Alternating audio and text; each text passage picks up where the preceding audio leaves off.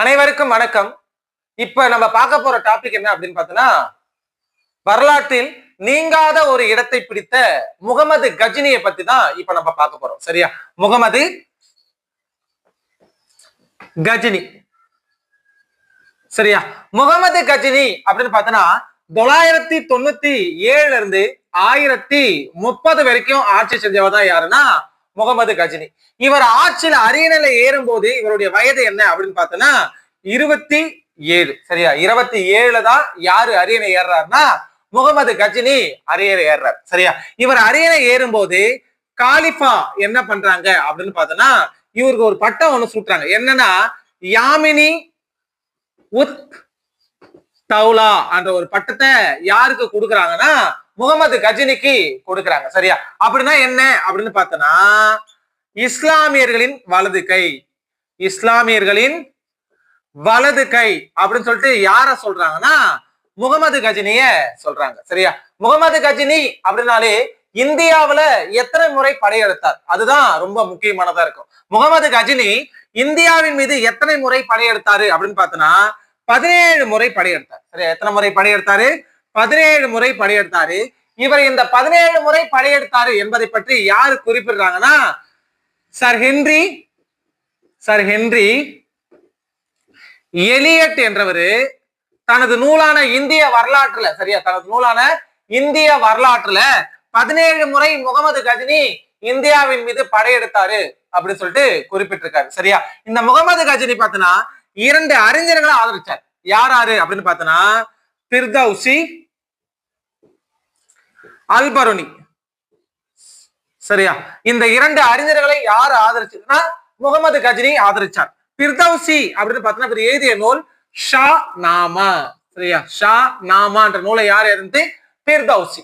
நூல் பார்த்தோம்னா கிதாப் உல் ஹிந்த். சரியா? கிதாப் உல் ஹிந்த். சரியா?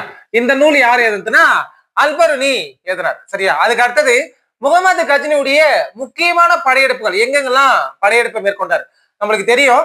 இந்தியாவின் மீது முகமது கஜினி 17 முறை படையெடுத்தார். அந்த 17 முறை படையெடுத்ததை பத்தி குறிப்பிட்டவர் யாருன்னா சார் ஹென்றி எலியட் என்றவர். சரியா? எந்த நூல்ல சொல்லியிருப்பாரு?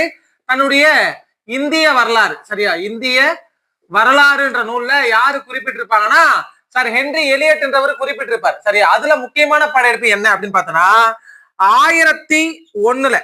சரியா? 1001 இந்து ஷாஹி அரசர் ஜெயபாலரை தோற்கடிக்கிறார். சரியா? இந்து ஷாஹி அரசர் யார தோற்கடிக்கிறாரு? ஜெயபாலரை தோற்கடிக்கிறாரு 1006. சரியா? 1006 பதே தாவூத் என்றவர்கிட்ட இருந்து முல்தான கைப்பற்றாரு. பதே தாவூத் என்பவரிடமிருந்து எந்த பகுதியை கைப்பற்றாரு? முல்தான கைப்பற்றாரு. அதுக்கு அடுத்தது 1008 ஆண்டு 1008 பார்த்தனா அதே இந்து ஷாஹி அரசரான யார தோற்கடிக்கிறார்னா ஆனந்தபாலரை தோற்கடிக்கிறார். சரியா? இந்து ஷாஹி அரசர் ஆனந்தபாலரை எந்த வருஷம் தோற்கடிக்கிறார்னா 1008 ஆண்டு தோற்கடிக்கிறார். சரியா? 1018 பாத்தீங்கன்னா மதுராவை கைப்பற்றார். 1018 எந்த பகுதியை கைப்பற்றாரு? மதுராவை கைப்பற்றாரு. அதே 1018 பாத்தீங்கன்னா இந்து ஷாஹி அரசர் ராஜ்யபாலரை தோற்கடிக்கிறார்.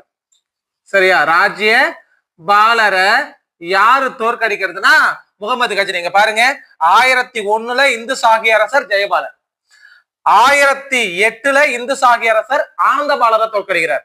1018 அதே இந்து ஷாஹி அரசர் ராஜ்யபாலரை தோற்கடிக்கிறார். இந்த முகமது கஜினியுடைய படையெடுப்புகள்ல முக்கியமான படையெடுப்பு எது அப்படின்னு பார்த்தோம்னா 1025. 1025 எது மேல படையெடுத்தாருன்னா சோமநாதர் கோவில். சரியா? சோமநாதர் கோவில யாரு சூறையாடுறதுன்னா முகமது கஜினி சூறையாடுறார். சரியா? மிகப்பெரிய செல்வத்தோட திரும்பி செல்வார். சரி, ஓகேவா? எந்த வருஷம்? 1025 சோமநாதர் கோவில் படையெடுப்பு தான் முகமது கஜினுடைய படையெடுப்புகள்ல முக்கியமான படையெடுப்பா இருந்துச்சு. சரி, ஓகேவா? அதுக்கு அடுத்தது 1030 யாரு இறந்து போறாங்க அப்படின்னு பார்த்தோம்னா முகமது கஜினி இறந்து போறார்.